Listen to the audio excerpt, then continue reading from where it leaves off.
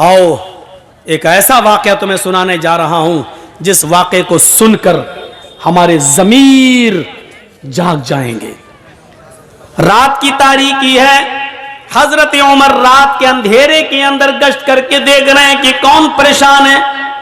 काफी दूर निकल जाते हैं तो एक और परेशान आदमी नजर आता है, घर के बाहर बैठा हुआ और रो रहा है। हजरत उमर उसके पास बैठ गए। जी क्यों रो रहे हो? उसने भी यही कहा, अरे जा यार क्या दिमाग खराब कर। नहीं बोलो तो क्या बात है?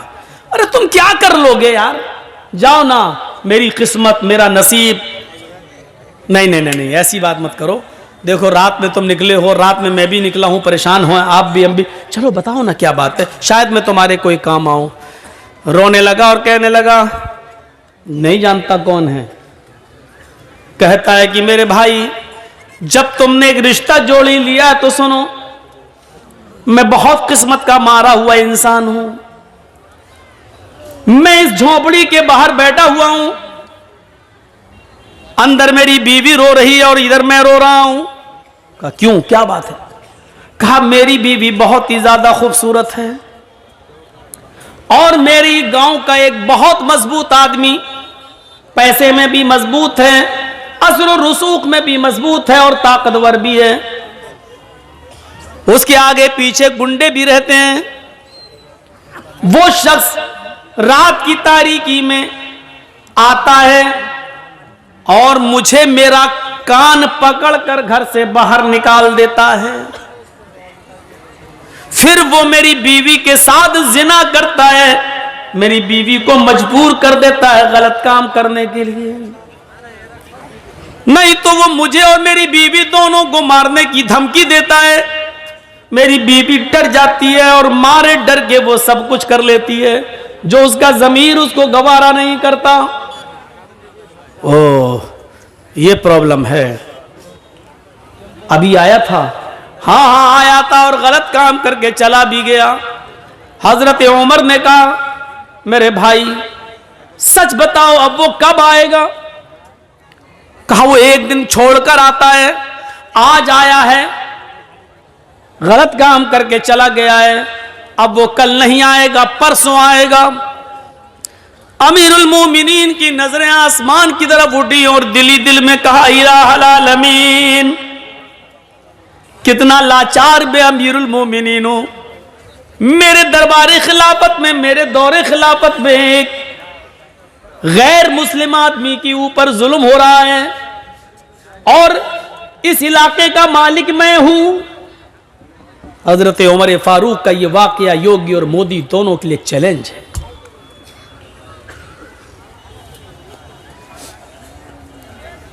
सोचें, मेरे दौरे खिलाफत में एक आदमी मजबूर है और वो भी इतनी बड़ी मजबूरी कि उसकी औरत की इज्जत लुटती है और बेचारा मजबूर और गरीब आदमी कुछ नहीं कर पाता। इस बात को दिल में सोचा, कहा कि सुनो, परसों जब वो आएगा तो 2-3 काम करना बस। कहा क्या?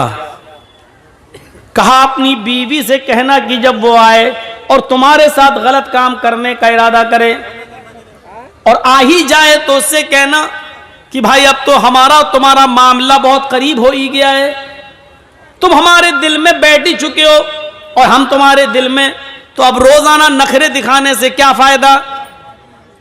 ऐसा करो कि ये काम तुम कर, जब चाहो तब कर लिया करो, लेकिन रोशनी में मुझे अच्छा नहीं लगता है, रोशनी में मुझे मेरे पति की, मेरे शौहर की याद आती है, इसलिए चिराग बुझाकर ये गलत काम करो और मैं खुलकर तुम्हारा सपोर्ट करूंगी। इतना कहना, वो तुम्हारी बीवी की बातों में आ जाएगा और चिराग बुझा देगा, बकिया काम मैं संभाल लूंगा। वो कहने लगा, क्या मतलब है तुम्हारा, बकिया काम संभाल लूंगा, क्या मतलब? कहा तुम डरो नहीं, कुछ नहीं होगा, और अपनी बीवी से ये कह देना कि खाना बनाकर रखना। यार ये क्या मसला, खाने से इसका क्या ताल्लुक है? बस जो कह रहा हूं वो करना। अपनी बीवी को बोलना कि खाना बनाकर रखे और जब वो तुमसे गलत काम करने लगे तो चिराग बुझा देना। बस एक दिन गुजर गया, वो नहीं आया। दूसरा दिन वो आता है, जिना की नीयत लेकर आता है, जिना के इरादे से आता है, जिना करने के लिए आता है। उस गरीब आदमी की झोपड़ी में घुसता है। हजरत उमर फारूक पहले से तलवार लेकर छिपे हुए हैं। घर के मालिक को भी पता नहीं कि अमीरुल मोमिनीन आ चुके हैं। इस आदमी के आने का इंतजार कर रहे हैं। जब रात पूरी तरीके से अंधेरे में छा जाती है, तब यह शख्स अंदर जाता है, कान पकड़कर घर के मालिक को बाहर बिठाता है। चल बाहर, चल उधर, चल अंदर कर दे बाहर। खुद अंदर जाता है। चिराग जल रहा होता है। बीवी ने आज मुस्कुरा कर कहा, अब आपसे क्या पर्दा करूं, हमारा आपका मामला तो अब रोज का हो चुका है। सुनो, ऐसा करो भाई, अब तुम करते ही हो गलत काम तो खुल के करो, लेकिन चिराग बुझा दो, क्योंकि चिराग जलता है तो मुझे शौहर का प्यार याद आता है। मैं चाहती हूं कि अपने शौहर को भूल जाऊं और तुम्हारी आगोश में आ जाऊं। अंधेरा कर दो। बातों में आ गया, चिराग बुझा दिया। उधर हजरत उमर इस ताक में थे कि गलत काम होने ना पाए, क्योंकि मैं बचाने के लिए आया हूं। जैसे ही चिराग बुझता है, हजरत उमर फारूक उस झोंपड़ी के अंदर घुसते हैं। अब खतरा था कि तलवार अंधेरे में चलाएं तो ऐसा ना हो कि आदमी की जगह पर, जानी की जगह पर इस गरीब आदमी की बीवी की गर्दन पर कहीं तलवार न चल जाए। इसलिए कुछ बोलना था। हजरत उमर अंदर घुसे और खांसे। वो समझा कि इसका पति आ गया अंदर। और उसने कहा, अभी भाग, चल, अभी तो कुछ हुआ ही नहीं, तू आ गया, भाग।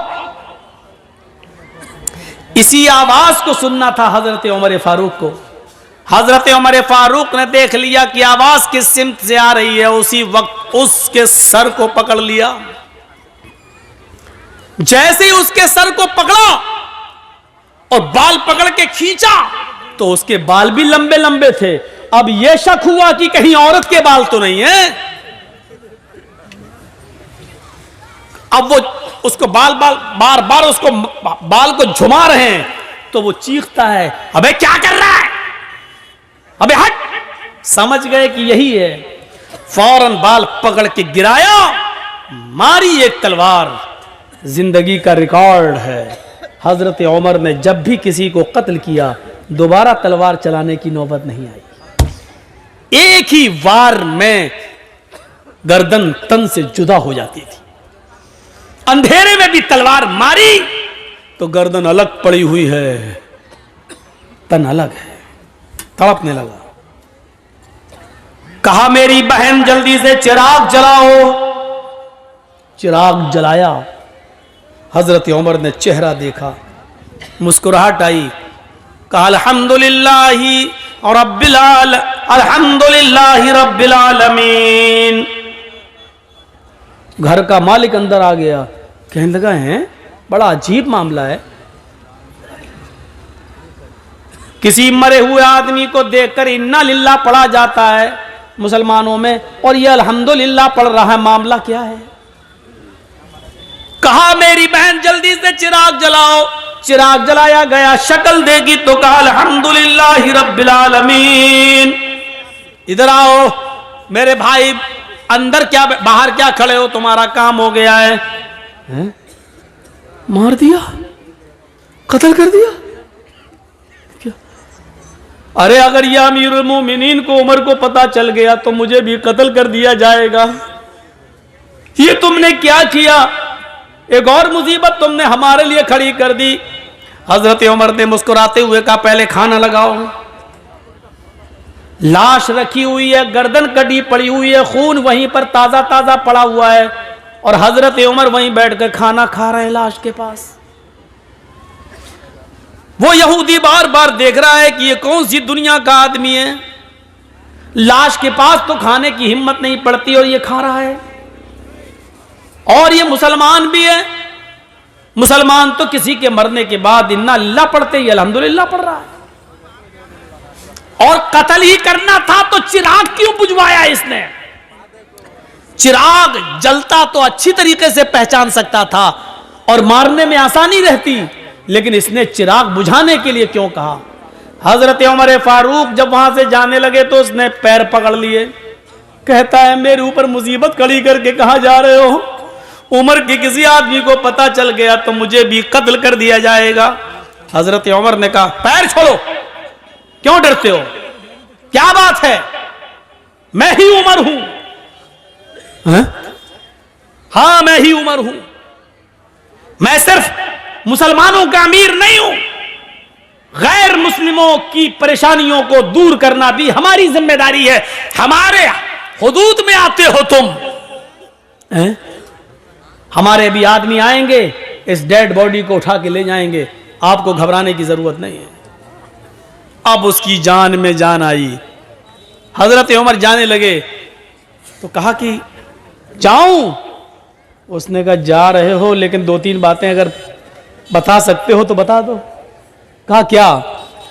कहा अमीरुल मोमिनीन, चिराग की रोशनी अगर जल रही होती तो आपको इस आदमी को मारने में आसानी थी, लेकिन आपने ये क्यों कहा था? अपनी बीवी से कह देना कि चिराग बुझा देना। और जब चिराग जलाकर देखा तो आपने इन्ना लिल्लाह के बजाय अल्हम्दुलिल्लाह आपने क्यों कहा?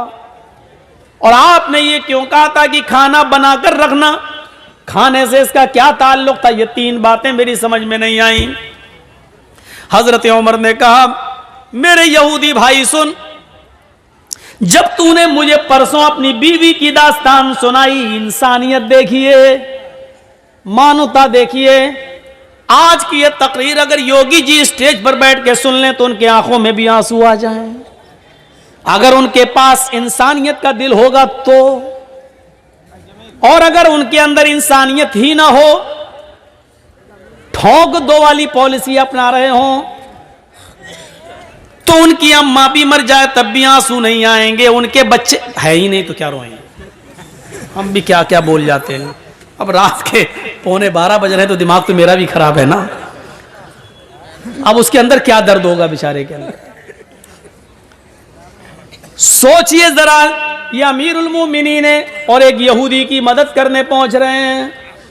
यहां 750 किसान के मरने के बाद कानून वापस लिया जाता है, लेकिन 2 मिनट का मौन तक नहीं रखा गया। मोदी जी आज तक उन 700 किसानों को शहादत का दर्जा देने के लिए तैयार नहीं है। अगर शहादत का दर्जा देंगे तो यह मानना पड़ेगा कि आंदोलन सही था। सोचिए राजनीति इंसान को कहां से कहां पहुंचा देती है, कहां से कहां तक। किसान कानून वापस लिया जा रहा है, लेकिन उस बेटे के बाप को मंत्री पद से अभी भी बर्खास्त नहीं किया जा रहा है, जिसके बेटे ने किसानों के ऊपर गाड़ी चढ़ा दी। ये राजनीति क्या क्या गुल खिलाती है। कहा परसों जब मैं आया था और तूने मुझे अपनी दास्तान सुनाई थी, तो उस दिन मैंने सोचा, तूने कहा कि बड़ा असर रसूख वाला आदमी है, जान पहचान वाला आदमी है, पैसे वाला आदमी है। तो मैंने सोचा कि आए उमर, ये गलत काम करने वाला कहीं तेरा बेटा तो नहीं है, कहीं तेरे खानदान का कोई आदमी तो नहीं है? इतनी हिम्मत किसकी है जो मेरे दौरे खिलाफत में यहां आकर यह काम कर रहा है? तो मेरे दिल में यह ख्याल आया कि इतना गंदा काम मेरे दौरे खिलाफत में कोई मेरे खानदान का, मेरे घर का कोई आदमी तो नहीं कर रहा है। इसलिए मैंने कहा था चिराग बुझा देना। आए मेरे यहूदी भाई, जब मैं घर के अंदर घुसा चिराग बुझाने के लिए, इसलिए कहा था अगर चिराग जल रहा होता और ये आदमी या जिना करने वाला कोई और होता, मेरा करीबी रिश्तेदार होता, मेरा बेटा होता, और तेरे घर में जब मैं घुसता और चिराग जल रहा होता और मेरी नजर उसकी ऊपर पड़ती और उसकी मेरी ऊपर पड़ती, तो हो सकता अपना बेटा समझकर, अपना बेटा अपने बेटे को देखकर, अपने भतीजे को देखकर, अपने खानदान के किसी रिश्तेदार को देखकर हो सकता था कि मेरा गुस्सा ठंडा हो जाता और तलवार फिर मेरी उसकी गर्दन पर न चलती और फिर मैं तुझे मनाता कि कुछ ले दे के मामला रफा दफा कर लो। इसलिए मैंने चिराग बुझाने के लिए कह दिया था, ताकि ना मैं शक्ल देखूंगा ना उसकी शक्ल मुझे दिखेगी, तो तलवार चलाने में आसानी होगी।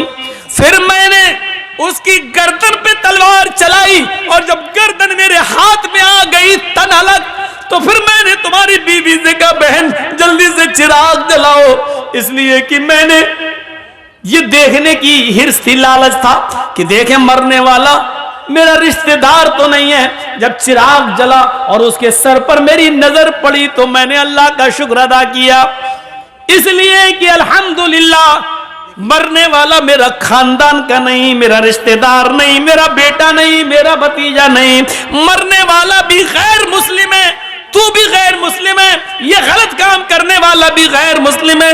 इस पर मैंने अल्हम्दुलिल्लाह रब्बिल आलमीन पढ़ा। तमाम तारीफें अल्लाह के लिए हैं जिसने जो दोनों जहान का पालनहार है, इसलिए मैंने अल्हम्दुलिल्लाह पढ़ा है कि मरने वाला मेरे खानदान का नहीं है।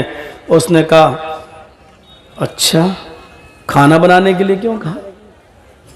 कहा जब तूने परसों मुझे ये दास्तान सुनाई तो उसी दिन मैंने कसम खा ली, उमर तेरे दौरे खिलाफत में यह आदमी परेशान है और तू आराम से कैसे खाना खा सकता है, तू कैसे पानी पी सकता है, तू मौज मस्ती के साथ कैसे रह सकता है।